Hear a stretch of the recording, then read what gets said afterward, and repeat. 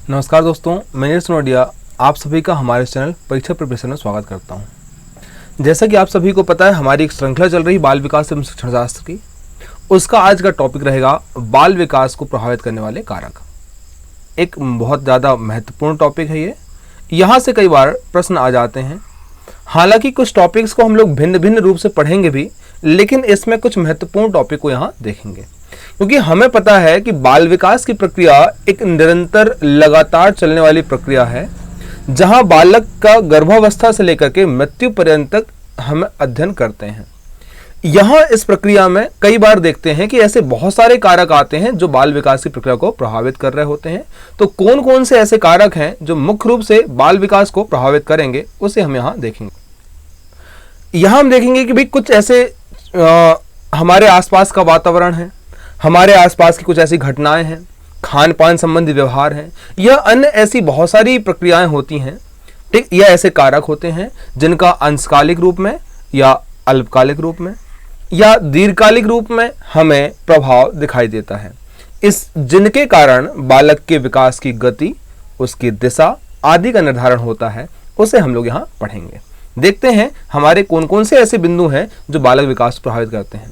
तो सबसे पहला कारक जो हमारे पास रहा है वो मिलेगा हमारा वातावरण। इसे हम मुख्य रूप से देखेंगे, अर्थात बालक का जन्म जिस परिवेश में होगा उसके आसपास का वातावरण कहीं ना कहीं उसे प्रभावित करेगा। आपने कहीं ना कहीं एक कहावत को सुनी हुई है, काजल की कोठरी में कैसे भी सयानो जाए, एक लीक काजल की लागे ही पे लागी लाए। ये एक बात आपने सुनी होगी। मतलब कोई भी व्यक्ति जो जानकार होगा भैया मुझ पर एक भी लीक नहीं लगने वाली या कोई कालिक नहीं लगने वाली है, मतलब ये है कि वो ऐसा कभी हो नहीं सकता है। तो हम देखेंगे कि कहीं ना कहीं किसी प्रकार के परिवेश का एक प्रभाव हमारे पास पड़ता है। तो हम यहाँ काजल की कोठरी से आशय हमारे आसपास के परिवेश से लेंगे, वातावरण से लेंगे। जहां हम देखते हैं स्कूल है, हमारा समाज है, हमारा परिवेश है, वो इसे प्रभावित करेगा। इन बिंदुओं को हम लोग नीचे और देखेंगे। अगला महत्वपूर्ण कारक है वंशानुक्रम। हम देखते हैं अगले बिंदु में वंशानुक्रम। जो पूर्वजों से प्राप्त हमारे गुण होते हैं उन्हें हमने कहा हुआ वंशानुक्रम के रूप में, जो कहीं ना कहीं जीन आदि के माध्यम से ट्रांसफर होते हैं। यह एक बहुत अधिक महत्वपूर्ण कारक है जो बालक की संरचना, उसकी योग्यता आदि का निर्धारण करता है। इसके साथ ही बालक की क्षमता, उसमें आकार, रंग रूप आदि सभी का निर्धारण करेगा। ये नाम मिलेगा हमें वंशानुक्रम। इनके अलावा अगला महत्वपूर्ण कारक है पोषण। बालक में उचित पोषण का होना यह भी एक महत्वपूर्ण कारक है, क्योंकि बालक यदि कुपोषित होगा तो उसमें उचित तरीके से पोषण या विकास की प्रक्रिया प्रभावित होगी और बार बार बीमार होने या किसी हार्मोन की पर्याप्त मात्रा में सीक्रेशन न होने की घटनाएं भी देखी जाएंगी। कई बार हम देखते हैं कि विटामिन्स के अभाव में हार्मोन्स का सीक्रेशन नहीं होता है, प्रोटीन्स के अभाव में हार्मोन का सीक्रेशन नहीं होता है, और जब हार्मोन्स का सीक्रेशन नहीं होगा तो वृद्धि और विकास एक प्रकार से बाधित हो जाएगा। अगली फिर बात करेंगे। कई बार ये पोषण के अभाव के कारण व्यक्ति बीमार पड़ जाता है और कई बार रोग की दशाएं होती हैं, वो भी यहाँ पे बालक को प्रभावित करेंगी। इनके साथ साथ बुद्धिमत्ता एक महत्वपूर्ण कारक, क्योंकि बुद्धि लब्धि जो होगी उसके अनुसार ही कई बार में विकास की प्रक्रिया संचालित होती हैं। कि बालक यदि बुद्धिमान है, अधिक बुद्धि संपन्न है, तो उसमें विकास की प्रक्रिया थोड़ी सी तेज। यदि मंद बुद्धि बालक रहेगा या विमंदित बालक है तो उसमें विकास की प्रक्रिया धीमी चल रही होती है, यह देखा जाता है। इनके साथ अगला पार्ट रहेगा अंतःस्रावी ग्रंथियां, क्योंकि पोषण में अभी मैंने बताया आप लोगों को कि जैसे कि अंतःस्रावी ग्रंथियां हमारे शरीर में विभिन्न प्रकार की हैं, जैसे पिट्यूटरी ग्लैंड है, थायराइड ग्लैंड है। ये सारी जो हमारी अंतःस्रावी ग्रंथियां हैं वो भी कहीं ना कहीं किसी रूप में प्रभावित करती हैं। इनके साथ पारिवारिक पृष्ठभूमि, हमारे खान पान आहार के लिए, हमारे जीवन व्यवहार के लिए पारिवारिक पृष्ठभूमि एक महत्वपूर्ण कारक होती है।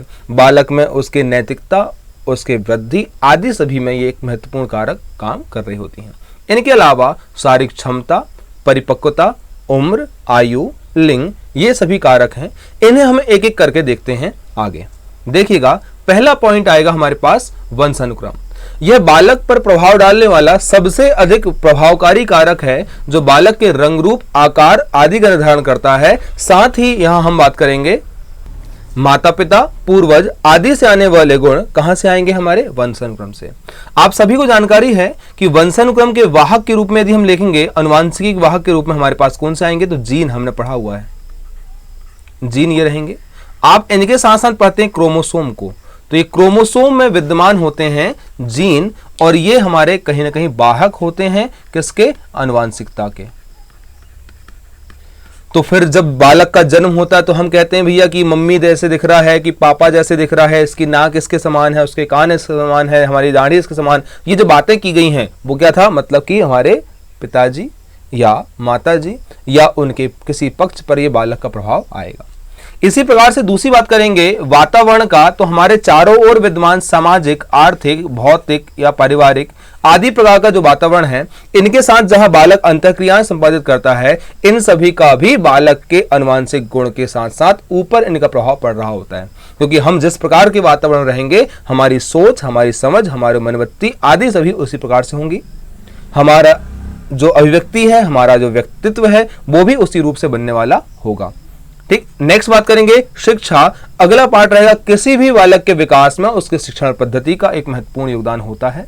जिस प्रकार से हम बात करेंगे कि जैसे टीचर होंगे, जैसे समझाएंगे, जिस प्रकार का स्कूली वातावरण होगा या शैक्षणिक वातावरण होगा, बालक उसी प्रकार से संपन्न या विकसित होगा। क्योंकि हम देखते हैं भाई किसी प्रकार के परिवेश में यदि कोई बालक पढ़ता है और यदि वो हमारे निम्न परिवेश से उच्च परिवेश में जाता है, तो उसमें यहाँ पर सोचने, समझने या साथ साथ में हम बात करेंगे यहाँ बात करने में झिझक आदि की समस्याएं देखने मिलती हैं। वो कॉन्फिडेंट पर्याप्त मात्रा में नहीं होता है। इस प्रकार के हम देखते हैं जो गांव के परिवेश से इंग्लिश मीडियम वाले स्कूल में पहुंचा दें आप किसी को, या फिर हमारे पास कहीं ना कहीं किसी और रूप में पहुंचा दें, तो ये बालक में शैक्षणिक रूप से तो भले योग्यता अच्छी होगी, लेकिन वाचालिक योग्यता या व्यक्तिक योग्यता जिसे हम कहते हैं, वो कहीं ना कहीं जो पर्सनालिटी डेवलपमेंट की बात हम करते हैं, वो कहीं ना कहीं कमजोर रहेगी। ठीक, अगला हम देखते हैं नेक्स्ट स्वास्थ्य। तो बालक में संतुलित आहार यहां पर स्वस्थ शरीर के साथ साथ आवश्यक होते हैं। इनके साथ हम बात करेंगे यदि उचित पोषण नहीं होगा तो बालक बीमार होगा, रोग उसमें आएंगे, और रोग होंगे तो सीधी सी बात है बालक का विकास अवरुद्ध होगा। जैसे कि एक सीधी सी बात लेते हैं, आप जब कभी बीमार हो जाए, कहीं किसी का एक्सीडेंट हो जाए, तो एकदम से वो काम करना नहीं शुरू कर देता है। उसमें विकास की प्रक्रिया, उसमें सोच समझ आदि सभी प्रभावित होती हैं। अर्थात शरीर के किसी अंग का प्रभावित होना, स्वास्थ्य कि नकारात्मक दशाओं के कारण यह भी हमें बालक के विकास को प्रभावित करता है। अगला महत्वपूर्ण कारक है अंतःस्रावी ग्रंथियां। इनमें हमारे पिट्यूटरी ग्लैंड जो है वो हमारे पास में जो वृद्धि हार्मोन है उनका सीक्रेशन करती हैं। इसी प्रकार से अन्य प्रकार के विभिन्न हार्मोन का सीक्रेशन होता है। वृद्धि हार्मोन की अधिकता या कमी की बात करेंगे तो हमारे पास विकास प्रभावित होगा। किसी में यदि वृद्धि हार्मोन सीक्रेशन नहीं हो रहा है तो उसकी विकास की गति रुक जाएगी, जिसमें ज्यादा हो जाए तो अतिकायता महाकायता की समस्या आ जाएंगी। इसी प्रकार से थायरॉक्सिन हो गया, थायराइड ग्रंथि से निकलने वाले कोई हमारे पास पार्ट हैं, यदि वो हमारे कमजोर मात्रा में रहेंगे तो कहीं ना कहीं बालक फिर से प्रभावित होता है। इनके कारण में बालक में हमारे कैल्शियम कम बनना या फिर बाकी और समस्याएं देखी जाती हैं, और साथ में बालक का यहाँ पे बिल्कुल एक शांत प्रकृति का रह जाना, ये भी समस्याएं आ जाती हैं। ऐसे ही बहुत सारे ऐसे हार्मोन्स रहेंगे जिनका सीक्रेशन यदि पर्याप्त मात्रा में ना हो तो बालक का विकास बहुत अधिक मात्रा में प्रभावित हो जाता है। इसे हम यहाँ ने समझा हुआ है। ठीक, ये हार्मोन वाला पार्ट, और साथ साथ में हमारे जो बालक विकास पर समाज का प्रभाव, समाजीकरण में बालक विकास पर हमारे वातावरण का प्रभाव आगे मैं समझाऊंगा। इसी प्रकार से वंशन का प्रभाव मैं आगे समझाऊंगा। अगला देखते हैं शारीरिक क्षमता या परिपक्वता का प्रभाव। तो मैंने बताया हुआ था पिछली क्लास में कि बालक का विकास निश्चित अवस्था में होता है जहां उसकी शारीरिक क्षमता, योग्यता दोनों ही परिपक्वता के आधार पर में क्षमताओं के आधार पर प्रभावित होती हैं। यदि परिपक्वता पर्याप्त मात्रा में नहीं है, शारीरिक क्षमता नहीं है, तो यहाँ पर उसका विकास में एक निश्चित प्रतिरूप देखा जाएगा। क्योंकि जब तक बालक का शरीर परिपक्व नहीं होगा, क्षमतावान नहीं होगा, वो चल नहीं सकता है, दौड़ नहीं सकता है, बातें नहीं कर सकता है। ठीक, इसी प्रकार से जब बालक का शरीर किसी अंग कोई परिपक्व ना हो तो फिर उसका विकार भी हमको नजर आता है। तो ऐसी सारी विभिन्न कठिनाइयां उसके जीवन में दिखाई देंगी। जैसे एग्जाम्पल मैंने दिया हुआ है कि जब तक शारीरिक विकास परिपक्व रूप से नहीं होगा, आप उसे गाड़ी चलाना नहीं सिखा सकते हैं। आप यहाँ पर में यदि मानसिक विकास नहीं हुआ तो आप उसे मेंटल लेवल के ऐसे कुछ वर्क नहीं दे सकते हैं। तो ये शारीरिक विकास या परिपक्वता की जो अवधि है वो हमें अवस्थाओं के अनुरूप देखने को मिलती है, और उसी इन्हीं अवस्थाओं के अनुरूप बालक का विकास सही तरीके से हो रहा होता है। नेक्स्ट बात करेंगे लिंग। तो लिंग संबंधी विशेषताएं भी बालक में विभिन्न रूपों से प्रभावित करती हैं। जैसे कि बात करेंगे बालिकाओं में जल्दी सीखने के गुण देखे जाते हैं, वहीं बालकों में थोड़ा लेट सीखने के गुण देखे जाते हैं। इसी प्रकार से बालिकाएं शारीरिक रूप से कम सक्षम होती हैं तो वहीं बालक शारीरिक रूप से अधिक सक्षम देखे जाते हैं। तो ये सारे प्रभाव यहाँ नजर आते हैं। अगली बात करेंगे मानसिक विकास। तो मानसिक विकास की दशा जो है यह भी बालक में प्रत्यक्ष और अप्रत्यक्ष दोनों रूप से प्रभावित करती है। जहां तीव्र बुद्धि वाले बालकों का विकास तेजी से, वहीं मंद बुद्धि वाले बालकों का विकास मंद गति से देखा गया है। यह हमारे पास प्रैक्टिकली प्रूव्ड है। हम अगली बात करेंगे यहां रुचि। तो बालक में रुचि जो एक महत्वपूर्ण कारक है वो उसके विकास को प्रभावित करती है। ये रुचि हमारी अर्जित भी हो सकती है, जन्मजात भी हो सकती है, या आसपास के माहौल को देखकर भी आई हो सकती है। यदि किसी बालक के यहाँ विकास जो रुचि होगी खेलकूद में अधिक है तो कितना भी उसको पढ़ा लो आप, वो पढ़ाई में आगे नहीं हो सकता। यदि मान लिया जाए यहाँ पर, यदि दोनों में रुचि तो अच्छा बढ़ जाएगा आगे।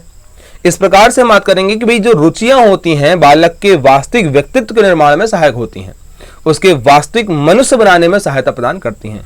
तो बालक में रुचि या हॉबी का होना अत्यंत आवश्यक है। उसकी इंटरेस्ट कहाँ है ये बात देखी जाएगी। इनके साथ आयु, तो मैंने कहा हुआ था कि भाई परिपक्वता, शारीरिक क्षमता, तो अलग अलग आयु में बालक में अलग अलग योग्यताओं का विकास होता है। जहां बाल्यावस्था में कुछ अलग सीखने गुण रहेंगे, वहीं किशोरावस्था में अलग सीखने गुण रहेंगे। तो इन्हीं अवस्थाओं के अनुसार शारीरिक, मानसिक और संवेगात्मक विकास होता है। और यही विकास की गति हम देखते हैं कि प्रौढ़ावस्था के पश्चात जब हम कहां पहुंचते हैं, ठीक मध्यावस्था में या जरावस्था, वृद्धावस्था में पहुंचते हैं, तो ये हमारे विकास की गति मंद होने लगती है। तो इस प्रकार से आज हमने देखा है बालक विकास को प्रभावित करने वाले कारकों में। कल मैं अगली क्लासेस में यहां बताऊंगा आप सभी को कि बालक के विकास में हमारे जो एक प्रकार से वंशानुक्रम का प्रभाव क्या है, यहाँ मैकडूगल का मत क्या है, बाकी अन्य सभी लोगों का मत क्या है। तो कल केवल वंशानुक्रम का प्रभाव हम लोग पढ़ेंगे बहुत अधिक डिटेल में, जो अत्यंत आवश्यक है। ठीक, आज का मेरा प्रश्न है, कमेंट बॉक्स में आप बताइएगा, मनुष्य के शरीर में कितने जोड़े क्रोमोसोम होते हैं। ठीक, एक। दूसरा कमेंट बॉक्स में आपको आंसर बताना है, आनुवांशिकता के वाहक कौन होते हैं। आनुवांशिकता के वाहक डैश डैश डैश होते हैं। ये दो आंसरों को आपको कमेंट बॉक्स में बताना है। साथ ही यदि क्लास पसंद आती है तो आपको इसे लाइक करना है और साथ ही अपने दोस्तों को शेयर करना है जो कहीं ना कहीं क्लासों से अभी भी दूर हैं। हमारी पहुंच वहां तक नहीं है, आप लोगों से जरूर शेयर करेंगे। ठीक, बहुत बहुत धन्यवाद। मिलते हैं अगली क्लासेस में। Thank you.